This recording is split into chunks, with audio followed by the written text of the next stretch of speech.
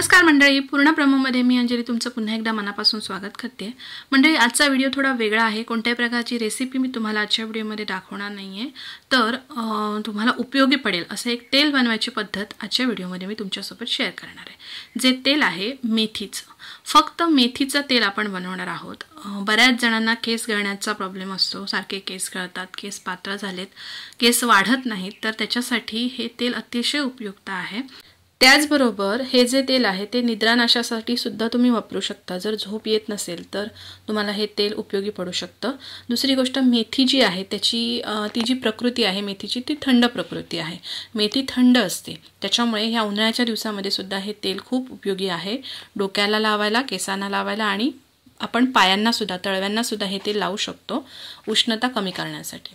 चला तर मग सुरुवात करूया आपण की हे तेल कसं बनवायचं आहे। त्याच्यासाठी बघा, एक मोठा नारळ मी आमच्या अहोंकडून सोलून घेतलाय आणि मालवणीमध्ये आम्ही कोकणात याला टेमली मारणं असं म्हणतो, तर ती अशी जी टेमली मारणी म्हणजे वरचा जो राऊंड शेप आहे छोटासा तुकडा तो इथे कट करून घेतला जातो। तर अशा पद्धतीने ही वरचा जो छोटा तुकडा आहे तो मी कट करून घेतला आणि याच्यामध्ये जे पाणी आहे आतमध्ये त्याच्यामध्ये आपण ही मेथी घालणार आहोत। तर या पद्धतीने मी घेतली आहे मेथी 200 ग्रॅम, पण नारळ केवढा आहे त्याच्यात पाणी कितीचं आहे त्या अंदाजाने आपण मेथी घालणार आहोत। तर इथे मी हे 100 ग्रॅमचं पूर्ण पॅकेट ओतलंय। मी मोठा नारळ घेतलेला आहे। ॲज पॉसिबल तुमच्याकडे जो मोठा नारळ असेल असं त्या नारळामध्ये घालायचं आहे, म्हणजे भरपूर पाणी आणि भरपूर मेथी आपल्याला याच्यामध्ये घालता येते। तर या पद्धतीने हे मी अर्धी घातली मेथी, 100 ग्रॅम, आणि अजून थोडीशी यामध्ये राहील। या पद्धतीने अजून थोडीशी मी मेथी घालून घेते आहे। मेथी पाण्यात भिजल्यानंतर ती फुगणार आहे, तर त्या अंदाजाने ही मेथी घालायची आहे। थोडंसं वरती पाणी ठेवायचं आहे। हे बघा, या पद्धतीने मेथी घालून झाल्यानंतर पुन्हा एकदा हे झाकण जे आहे ते जसं होतं तसं पहिल्यासारखं लावायचं आहे आणि वरचा करवंटीचा जो तुकडा आहे तो सुद्धा याच्यावर ठेवून हा जो नारळ आहे तो आपण दोरीने बांधणार आहोत।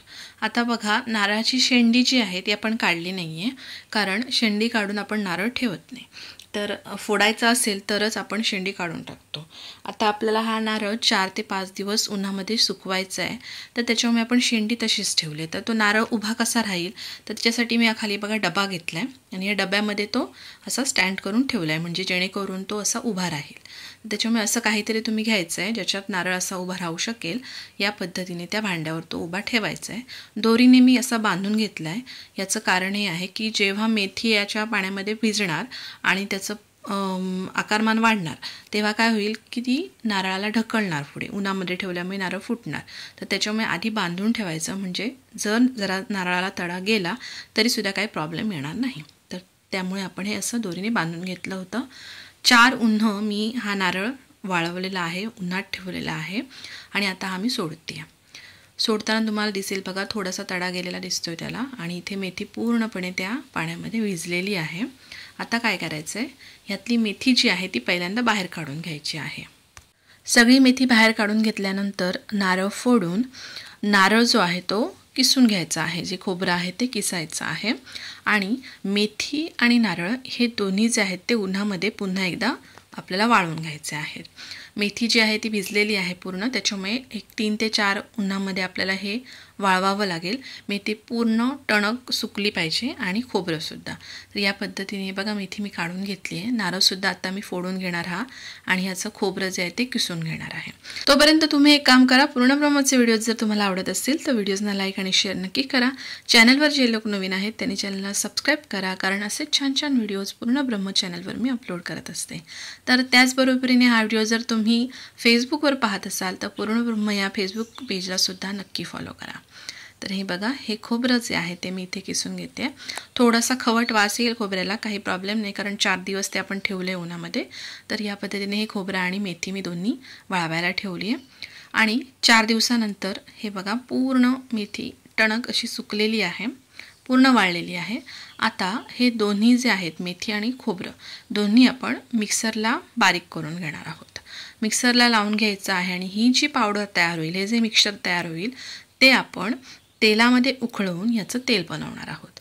आता तेल जे आहे ते सुद्धा आपण 1 लिटर तेल घेणार आहोत। तर त्याच्यासाठी खोबरेल तेल घाण्यावर काढलेलं घरचं तेल शक्यतो वापरतो आम्ही. जर तुम्हाला हे उपलब्ध होत नसेल घाण्यावर काढलेलं, तर तुम्ही बाजारातून रेडीमेड जे खोबरेल तेल मिळतं ते आणू शकता. पण शक्यतो घरगुती काढलेलं तेल असेल तर त्याचा प्रभाव जरा चांगला येतो. तर या पद्धतीने हे मी मिश्रण जे आहे ते तेलामध्ये ह्या शिजवून घेणार आहे. त्याच्यासाठी हे 1 लिटर तेल मी घेतलेलं आहे.